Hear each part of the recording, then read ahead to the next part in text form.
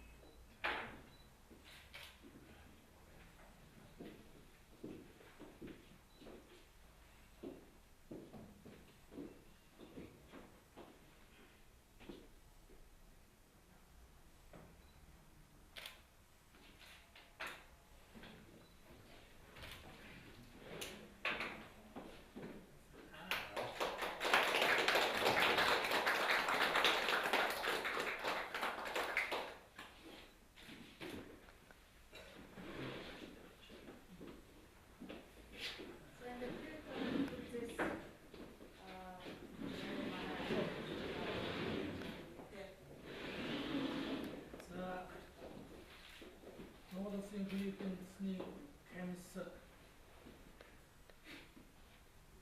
Монгол улсын төрийн болоод нийгэмд өөрийн байр суурь нэлээд одоо баттай эзэлж хүний эрхийг хамгаалах хөвгөлд дэмжих үүсэл чухал хувь нэмэр оруулж байгаа гэж үздэг.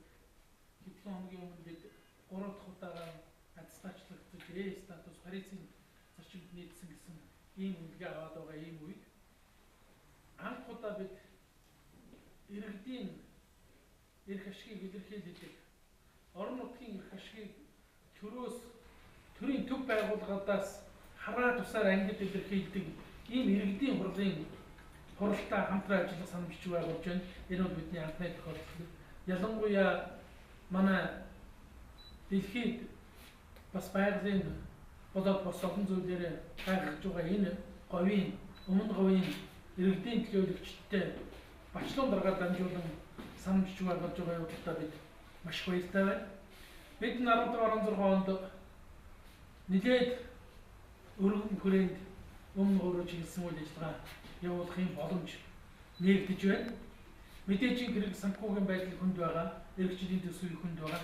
Гэсэн хэдий боловч бид нэгэнт олон улсад бид эрүүл аюулгүй орчинд амьдрах эрхийг хэрэгжүүлэх, баталгаажуулахад чиглэсэн хамтын үйл ажиллагаа. За юуны төрөнд энэхүү санамж жигт үсэглэж хүний эрхийн түгээмэл ирэхэд ялангуяа өмнө аймагт бие бодлогын хувьд хамтран ажиллагаа шийдвэр гаргаж байгаа төлөв баяртай.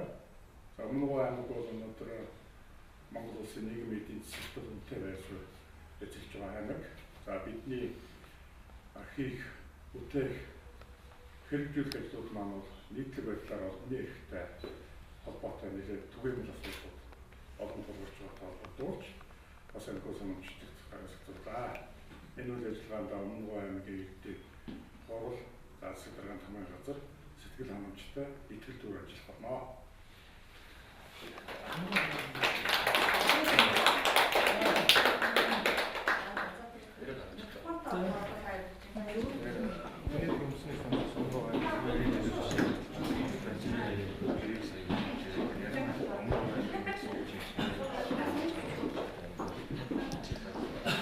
Тэр өнөөдөр өмнө говь аймаг бол Монголын эдийн засаг, нийгмийн хөгжилд их чухал ажил багталтай ийм бүс нутаг болоод байгаа гэмгүнгүй мэдэж байна.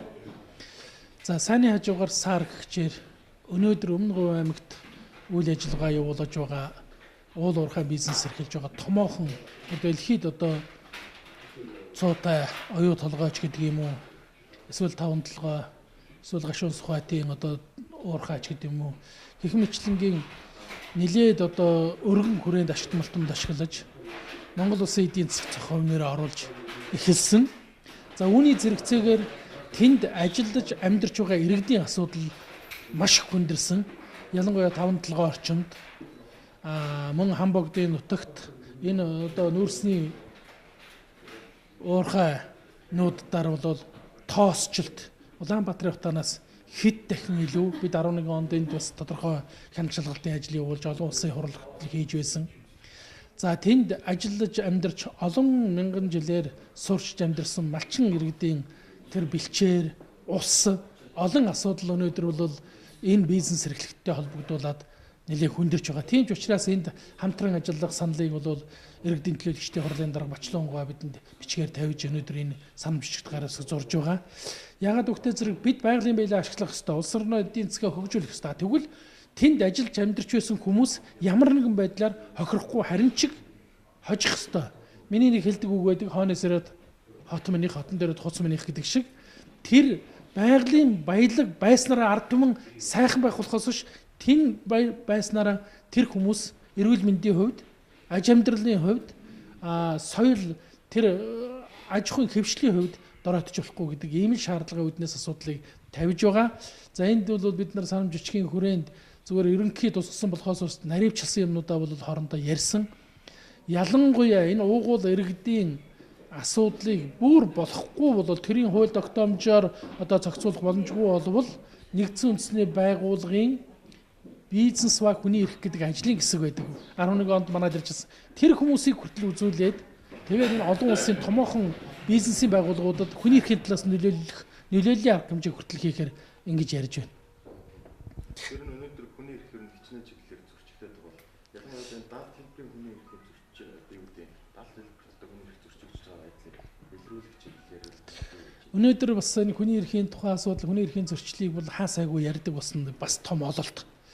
Тэр чүтгийг л өөрөө чи асууж байгаа тэр даалт хэлбэрийн асуудал руу хүртэл орж байна шүү дээ. Энд бол ялангуяа одоо энэ дээр бол энэ гэр бүлийн хүчирхийлэл, хүүхд эмэгтэйчүүдийг хүчирхийлж байгаа гэр бүлдээ явж байгаа бол за заримдаа одоо манай хүмүүс бас нэлээд тийм шүүмжлэлтэй ханддаг энэ бэлгийн цөөнхийн асуудал, аливаа цөөнхийн асуудал бол нуугдмал болоод одоо бас эрхэн зөрчигдөх юмд л нэлээд гарч байна шүү дээ. Энэ чиглэлээр ер нь ямар ажил хийж байна? Яг нь бид нар энэ чиглэлээр судалгаа хийсэн, тодорхой хяналт шалгалт явуулсан, улсын их хурлд өргөн мэдүүлдэг илтгэлдээ бас цог хэмжээгээр тусгаж зөвлөмж шаардлага гаргаж ингэж ажиллаж байгаа. Ер нь санамж бичигт дурдсанаар бол ер нь стратеги өмгөл авах тухай гол асуудал. За ер нь бол яг манай Өмнөгов аймаг нутгийн өрөөдөр төсний байгууллага бас олон талтай арга хэмжүүд их олон авж байгаа. Энэ авж байгаа арга хэмжээнүүдийн тодорхой хэсгүүд нь дандаа хүний эрхтэй холбоотой асуудалтай.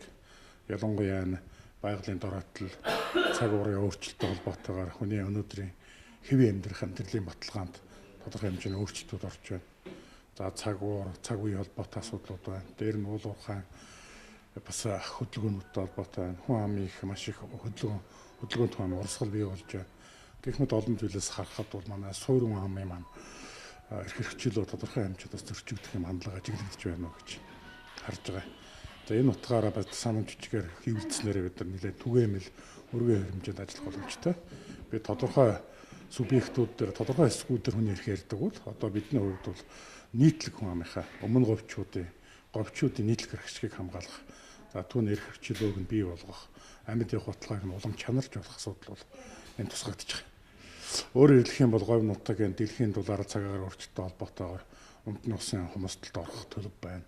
За дээр нь уул уурхайн замбраагүй энэ холбох ашигладтай холбоотойгоор усны хэрэглээх өндөр болсон байна.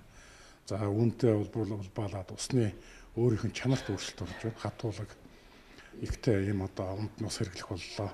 За нөгөө төөгөөр бид энэ үйл ажиллагаанд татан оролцож байгаа иргэдийнхээ эрх шиг хөдөлмөрлөх эрх, амьд явах баталгааны асуудлууд, за хилэг айлаар орж ирж байгаа хориотой хүнсний бүтээгдэхүүн, за магадгүй уул уурхайн салбарууд нэлээх хөгжиж байгаагаар тэнд одоо уул уурхайд ашиглаж байгаа химийн бодисуудын асуудал байна.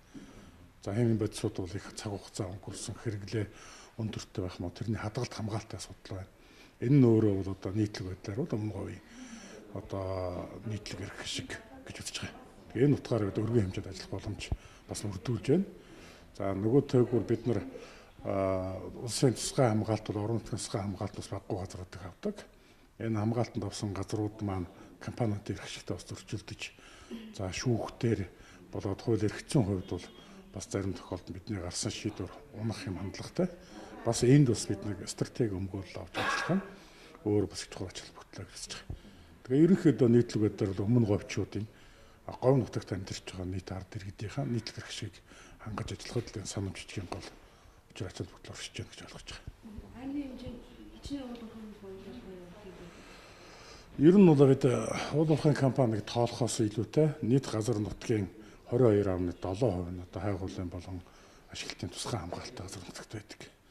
За мөн бас улсын болоод орон нутгийн тусгай хамгаалалттай газар нутагт байдаг. Ингээ үзэх юм бол нийт нутгийн 40% нь бол одоо тусгай хамгаалалт. За хайгуулын болон ашиглалтын лицензүүтэй. Тэгээ цаадлаг 50 газарт нь одоо үндсэндээ бол уугуул нутгийн иргэд ажиллаж амьдрах нөхцөл боломж байна. Тэгэхээр бид бол ер нь цаашдаа уул уурхайг хэрхэн яаж ажиллах вэ гэдэг Монгол улсын хэмжээнд бас сөхөн тавих шаардлага зүйсээр гарч байгаа. Тухайлах юм бол одоо эхний ээлжинд ашиглаж уул уурхайгаа зөв зохистой өндөр технологи өндөр ашиглаж аль болох ард иргэд одоо түүний ахуй амьдралд нөлөөлөх үз эерэг уурансгалыг бий болгох юм зорилгын үүднээс одоогийн байгаа уул уурхайг үр дүнтэй өгөөжтэй ашиглах. За цаашдаа уул уурхайг бол эрэмт стратегиар одоогийн уурхайгаа одоо бүрэн дүрэн төгс ашиглаж эзэмсний дараагаар одоо уул уурхай дараагийн ээлжинд ашиглах юм гэж уур уурхай ашиглуулахгүй гэдэг зорилго бол биш. Тодорхой хэмжээнд бас үр дүнтэй өгөөжтэй харилцан ашигтай байх энэ байр суурийг хатгаж ажиллах нь чухал юм а гэж үзэж байгаа. За тэр үйлдэл шүү дээ. Уул уурхай нөлөөлөлт усны асуудал нэлээд хүндрэл дагуулдаг байгаа юм байна. Тэгээ одоо энэ ихэнх байрлал байлиг ялангуяа нүүрсний ордод чинь говьд байгаа. Тэгээ энэ нүүрснээс шингэрүүлсэн хий гаргаж авах гэж ярьж байна шүү дээ. Тэгээ ер нь бол шингэрүүлсэн хий гаргаж авах бол их ус шаардлагатай юм байна л да. Энэ дээр одоо ер нь бол усыг зохистой ашиглахад бид бол туйлын их ач холбогдол гэж анхаарч ажиллах хэрэгтэй. Бид ер нь газрын гүний усыг уул уурхайд ашиглахыг хориглосон тогтоол гаргаж ирсэн аймаг. Энэ утгаараа бол үндэсний болоод энэ уул уурхай эдийн засгийн нэлээд бас тодорхой хэмжээний бэрхшээл дагуулж ирсэн учраас бид бас тогтоол буцтал заавж ирсэн л да. Өнөөдөр усны хэрэглээ бол нэлээд өндөр байгаа. Цаашдаа ч гэсэн хэрэглээ буурах биш өсөх хандлагатай байгаа учраас бид бас нэг зохистой байх талаас нь нэлээд бодлогын түвшнэл анхаарах хэрэгтэй. Ялангуяа энэ уул уурхайнууд за түүний технологи явцад аль болох усыг бага ашигладаг. Ашиглаж байгаа усаа бүрэн дүрэн эргүүл ашигладаг технологиг ашиглах хэрэгтэй гэдгийг бид бол одооноос бид анхааруулж байгаа л да. Энэ талаараа бол бас компаниудтай ярилцах мэдээлэл өгөх орон нутгийн байр суурь юм байгаа шүү гэдгийг тогтмол илэрхийлж ажиллаж байгаа. Усны нөөц ялангуяа бол цэвэр усны унтны нөөц бол тийм хангалттай биш шүү дээ. Тухайлх юм бол бид 70 задгад манай Өмнө аймгийн одоо төв болж байгаа 70 задгад сумын ирээдүйн усны хангамжийг сайжруулах, усны нөөцөө хадгалж хамгаалахын тулд бид Балгасны улаан нуур гэдэг талбайд байгаа усны ашиглалтыг бид орон нутгийн тусгай хамгаалтанд авсан. За орон нутгийн тусгай хамгаалтанд авснаар тэнд үйл ажиллагаа явуулж байсан 2 лицензтэй талбай буюу тэдгээрийн компаниудын бас эрх ашиг жоохон зөрчилдөд өнөөдөр бас хуулийн байгууллагуудад асуудал явж байгаа л да. Тэгээ энэ маань бас л бидний бас нэг энд өнөөдрийн санамжлагт орж байгаа үйл ажиллагааны нэгэд бас нэг их хэсэг нь байна.